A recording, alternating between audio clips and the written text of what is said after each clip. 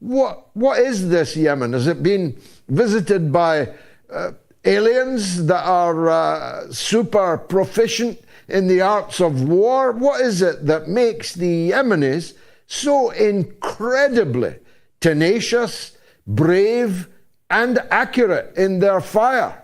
George, when I was a weapons inspector in Iraq, first thing that I had to come to grips with was that the Iraqis were some of the finest scientists in the world, that they had been educated in European schools, European universities, and these weren't simple Bedouin tribesmen who put on a suit and were out of place. These were cultured intellectuals of the highest order.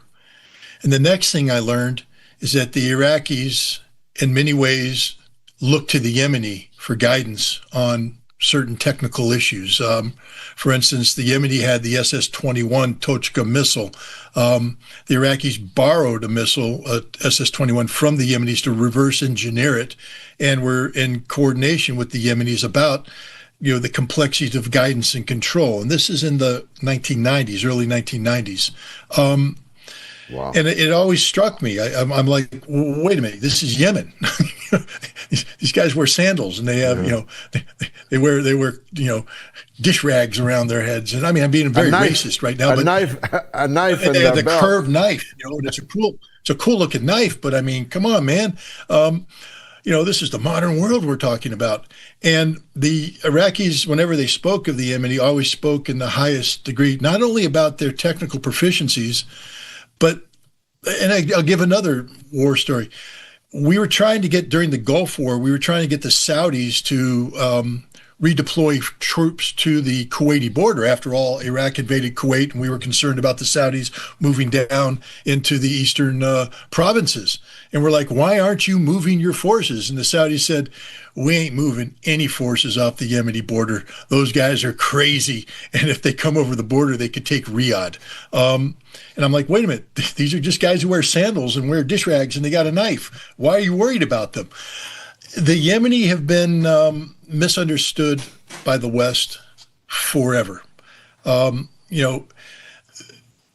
Yes, they wear sandals. Yes, they wear dish rags. And yes, they have a cool knife. But that's cultural, traditional things. They also have PhDs. They also are engineers of the highest order. They know how to run a modern society. If you've been to the city of Sana'a, you'll see it as a modern, functioning city, as is many other places in Yemen. And when it comes to their defense, they had incorporated some of the most sophisticated weaponry of their day, and they knew how to use it. They're experts in its use.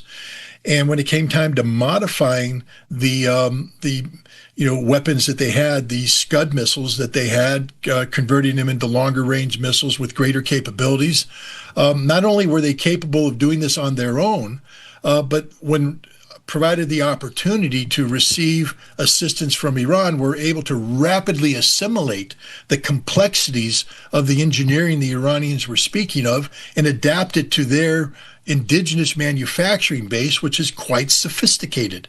And so anybody who has studied Yemen and studied Yemeni engineering and their military industry, it would not come as a surprise that these fantastic scientists and engineers were able to build these weapons.